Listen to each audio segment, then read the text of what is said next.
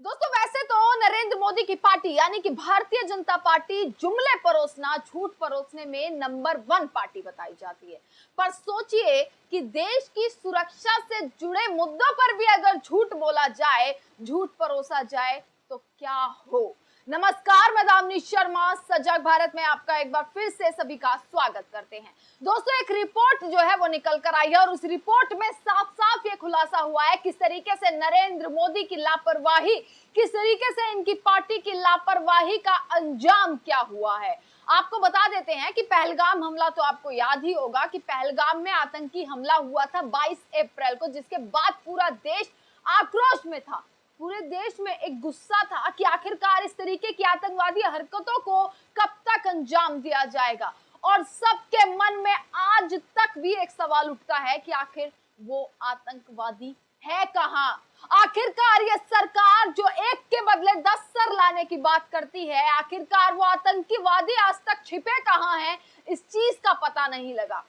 पाकिस्तान में ऑपरेशन सिंदूर चलाया गया, किस तरीके से तमाम आतंकी ठिकानों को तबाह कर दिया गया, परंतु जिन आतंकवादियों ने पहलगाम हमले को अंजाम दिया वो कहां है, इसका पता नहीं लग पाया। परंतु आपको याद होगा कि 22 अप्रैल पहलगाम आतंकी हमले के बाद मोदी सरकार ने 3 स्केच, जो आपको मैं इस वक्त दिखा रही हूं, 3 स्केच जो है वो जारी किए थे। 3 तस्वीरों के स्केच बनाए थे, चित्र जो है वो जारी किए थे और बताया गया था कि ये वो 3 आतंकवादी हैं जिन्होंने इस हमले को अंजाम दिया। और सब सोच भी रहे थे। जिसके बाद 2 महीने का वक्त पूरा हो चुका, परंतु आज तक ये पता नहीं लगा, आज तक ये सरकार इस चीज की जवाबदेही नहीं दे पाई कि वो है कहां, वो कहां छिपे हैं, किन्होंने अंजाम दिया, कहां वो छिपकर बैठे हैं, कब उन्हें सजा सुनाई जाएगी, इसका कोई जवाब इस देश की सरकार के पास नहीं है।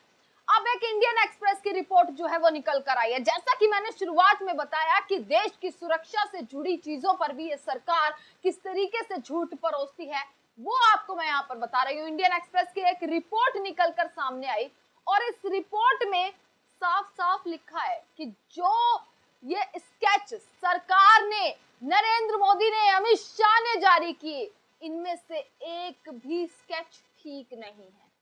ये वो आतंकवादी है ही नहीं, इनमें से किसी भी स्केच आतंकवादियों से मिलता जुलता ही नहीं है। ये वो सारे के सारे स्केच गलत है।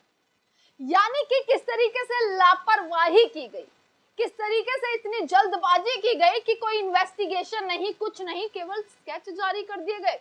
बिना जांच के, बिना इन्वेस्टिगेशन के स्केच को जारी कर दिया गया। अब किस तरीके से वो रिपोर्ट में यह खुलासा हुआ है कि ये तीनों के तीनों स्केच गलत है। अब क्या ये स्केच गलत होने की जिम्मेदारी क्या नरेंद्र मोदी सामने आकर लेंगे? क्या ये स्केच गलत होने की जिम्मेदारी क्या इस देश के गृह मंत्री अमित शाह सामने आकर लेंगे? सीडीएस ने बयान दे दिया, विदेश मंत्री ने बयान दे दिया, इनके मंत्रियों ने बयान दे दिया कि चूक हुई है, परंतु देश के प्रधानमंत्री और गृह मंत्री कभी उन्होंने सामने आकर इस चीज को नहीं स्वीकारा कि हाँ चूक हुई है, उनकी क्या गलतियां हुई हैं। लोग सवाल करते रह गए, विपक्ष सवाल करता रह गया, इस देश की 140 करोड़ की जनता इस चीज पर सवाल करती रह गई कि कहां हैं वो लोग, कहां हैं वो आतंकवादी। आपने ऑपरेशन सिंदूर को अंजाम दिया, इस देश की भारतीय सेना ने पूरी जी जान लगा दी, किस तरीके से पाकिस्तान को घुटनों के बल ला दिया, परंतु इस सरकार कब जवाबदेही देगी, इसका इंतजार किया जा रहा है। अब जो सरकार उस चीज पर जवाबदेही नहीं दे सकती, तो सोचिए ये स्केच गलत जारी किए गए, इसकी जिम्मेदारी क्या ये लेंगे? और अगर ये स्केच गलत हैं तो क्या इस सरकार में बैठे लोग अपनी कुर्सी छोड़ देंगे? क्या इस सरकार में बैठे गृह मंत्री अपनी कुर्सी त्याग देंगे? शायद बिल्कुल भी नहीं। आपको सबसे पहले उस रिपोर्ट की एक चीज मैं आपको यहां पर बता देती हूँ। मुख्य चीज यही थी कि तीनों स्केच ये गलत हैं। आपको बताते हैं इंडियन एक्सप्रेस की एक रिपोर्ट के अनुसार उन स्केच में शामिल कोई भी व्यक्ति हमले में शामिल नहीं था। एक मुख्य लाइन बता रही हूं कि इन तीनों स्केच में से कोई भी व्यक्ति उस हमले में शामिल नहीं था। अब सोचिए ये स्केच कितनी जल्दबाजी में मोदी सरकार ने जारी किए, जिसकी कोई जांच नहीं करी और आज तक पता नहीं लग पाया। आपको बता दें इंडियन एक्सप्रेस ने एक रिपोर्ट जारी करी कि पहलगाम हमले को अंजाम देने वाले आतंकवादियों को कथित रूप से शरण देने के आरोप में 2 कश्मीरी स्थानीय लोगों की गिरफ्तारी हुई।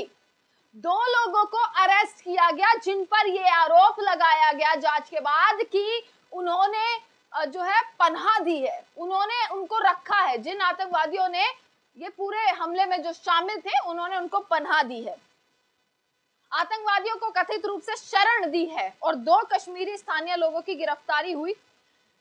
एनआईए जो कि एक राष्ट्रीय जांच एजेंसी है, उन्होंने इस चीज की पुष्टि ये करी है कि तीनों आतंकवादी पाकिस्तान से थे और 2 कश्मीरी लोगों को इसमें गिरफ्तार किया गया है। ये कहा गया है कि उन्होंने उनको पनाह दी है, उनको शरण दी थी।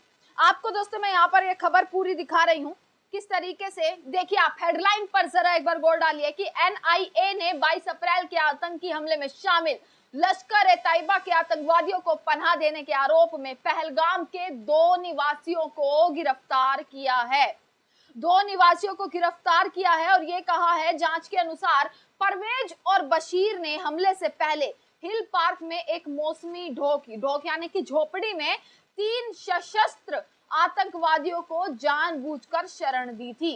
दोनों लोगों ने आतंकवादियों को भोजन दिया, आश्रय दिया और तमाम सहायता जो है वो प्रदान की थी, जिन्होंने उस दुर्भाग्यपूर्ण दोपहर को धार्मिक पहचान के आधार पर पर्यटकों को चुन चुनकर मार डाला, जिससे यह अब तक का सबसे भीषण आतंकवादी हमला बन गया। आपको बता देते हैं कि इंडियन एक्सप्रेस ने जैसे ही ये रिपोर्ट जो है वो जारी करी कि भाई एनआईए ने जांच में जो है वो 2 लोगों को गिरफ्तार किया है और साथ ही ये भी बोला कि 2 लोगों को गिरफ्तार किया है, तीनों आतंकवादी पाकिस्तान से थे, परंतु जो सरकार ने स्केच जारी किया वो गलत थे। जो सरकार ने स्केच जारी किए थे वो उनमें से कोई भी मिलता जुलता नहीं है, इनमें से कोई भी शामिल नहीं था उस आतंकवादी हमले में। जिससे दोस्तों ये सवाल खड़ा होता है कि आखिरकार अब अपनी गलती कौन मानेगा, अब अपनी गलती, अपनी जिम्मेदारी कौन मानेगा, इस चीज की जिम्मेदारी कौन लेगा। आपको ये बता देते हैं कि ये इतनी बड़ी लापरवाही है। हालांकि अभी भी पूरी की पूरी जांच जो है इस पूरे मामले में लगातार की जा रही है। एनआईए जो है वो लगातार पूरी जांच कर रहा है। अभी 2 लोगों को गिरफ्तार किया है, आगे की जांच पूरी जारी है, पूरी जांच पड़ताल पूछताछ होगी, फिर किस तरीके से कौन वो लोग थे उन्हें पकड़ा जाएगा, ये पूरी जांच, पूरा प्रोसेस जो है वो जारी है। परंतु उसके साथ सवाल ये खड़े हो जाते हैं कि इतनी जल्दबाजी सरकार ने क्यों करी। अब जैसे ही ये खबर आई, अब अगर झूठ वाली कोई खबर आती है, हर चीज पर विपक्ष बोलता है और विपक्ष इस मुद्दे पर चुप कैसे रहेगा। जैसे ही ये खबर आई लोगों ने इस चीज का विरोध करना शुरू कर दिया है। जैसे ही ये खबर आई लोगों ने इस चीज पर सवाल खड़े करने शुरू कर दिए कि आखिरकार क्यों इस सरकार से सवाल खड़े किए गए। आपको मैं दिखा देती हूं कि कांग्रेस ने किस तरीके से सवाल खड़े किए हैं। पूरा कांग्रेस ने इस चीज पर जो लिखा है वो मैं आपको बता देती हूँ। कांग्रेस ने लिखा है कि पहलगाम आतंकी हमले की जांच में इतनी बड़ी चूक। पहलगाम हमले के तुरंत बाद मोदी सरकार ने जल्दबाजी में 3 कथितवादी आतंकियों के स्केच जारी किए थे, जिसको लेकर अब कांग्रेस ने क्या लिखा है वो मैं आपको बताती हूँ। कांग्रेस की पोस्ट में यह कहा गया है, वास्तव में ये स्केच कथित तौर पर जुनैद नामक एक आतंकवादी के फोन से बरामद एक तस्वीर के आधार पर थे, जो दिसंबर 4, 2024 को मारा गया था। हमले से महीनों पहले एक आतंकवादी को मारा गया था और उसके फोन से ये स्केच निकले थे और इन्हीं को सरकार ने जारी कर दिया। पार्टी ने कहा कि इससे गंभीर सवाल उठते हैं, जिसमें यह भी शामिल है कि यह क्रूर एक आतंकवादी हमले की जांच में इतनी लापरवाही क्यों बरती गई। पार्टी ने यह भी लिखा, क्या ये फर्जी स्केच मोदी सरकार की हेडलाइन मैनेजमेंट रणनीति का हिस्सा थे, जो वास्तविक कार्रवाई से ज्यादा दिखावे के लिए थे। क्या ऐसा था कि सरकार ये दिखाना चाह रही थी तीनों स्केच जारी करके कि देखिए हमने कितनी जल्दी जो है इस चीज पर कार्रवाई करी, हमने कितनी जल्दी इस चीज को पहचान लिया, पर पहचानने के बाद आज तक वो लोग पकड़े नहीं गए। ये सवाल खड़े किए जाते हैं। बिना उचित सत्यापन के ये स्केच कैसे जारी किए गए? क्या पुलिस पर जल्दबाजी में कार्रवाई करने का कोई बाहरी दबाव था?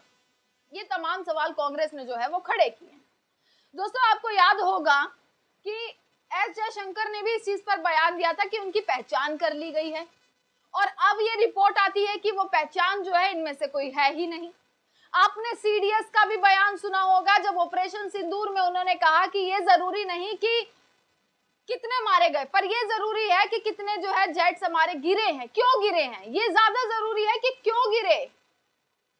आपने वो वाली भी चीज, तमाम चीजें सुनी होंगी, किस तरीके से सारी चूक को लेकर पहले ही ये खबरें आ गई थी, पहले ही एक अलर्ट जारी कर दिया गया था। वो सारी वीडियोस मैंने टाइम टू टाइम अपलोड करी थी कि पहले अलर्ट जारी किया गया था कि कोई ऐसा पर्यटक स्थल पर एक हमला होने वाला है। परंतु उसके बाद भी श्रीनगर में किस तरीके से सिक्योरिटी लगाई गई, पर श्रीनगर से 90 किलोमीटर दूर पहलगाम में कोई सिक्योरिटी नहीं लगाई गई थी। उसके बाद से ही देश की जनता इस देश के गृह मंत्री से सवाल करती हुई नजर आई, इस देश का विपक्ष गृह मंत्री से सवाल करता हुआ नजर आया, पर जवाबदेही आज तक नहीं, उन सवालों के जवाब आज तक नहीं। यहां तक कि सांसदों ने चिट्ठियां तक लिख दी, मोदी सरकार को चिट्ठियां लिखी कि हम इस चीज पर, इन मुद्दों पर हम बात करना चाहते हैं, चाहे वो ऑपरेशन सिंदूर का मुद्दा हो, तमाम मुद्दों पर हम बात करना चाहते हैं। पर नहीं, नरेंद्र मोदी ने पहलगाम हमले के बाद तमाम रैलियां कर ली, उन्होंने ऑपरेशन सिंदूर को भी अंजाम दे दिया, उनकी नसों में जो है वो सिंदूर बहने लग गया, परंतु जवाबदेही आज तक नहीं दी, परंतु कोई जवाब आज तक नहीं दिया।